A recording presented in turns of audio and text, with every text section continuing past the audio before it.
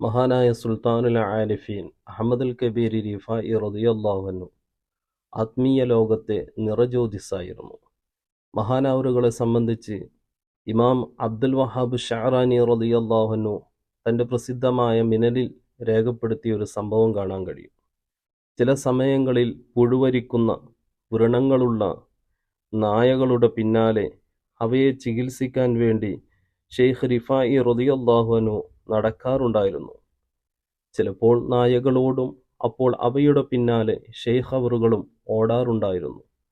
അദ്ദേഹം അവരോട് പറയും, ഐ മുബാറക് ഇന്നമാ ഉരീദു മുദാവമതക്, ഓ ബറക്കത്താക്കപ്പെട്ട ജീവി, ഞാൻ നിന്നെ ചികിത്സിക്കാനാണ് ഉദ്ദേശിക്കുന്നത്.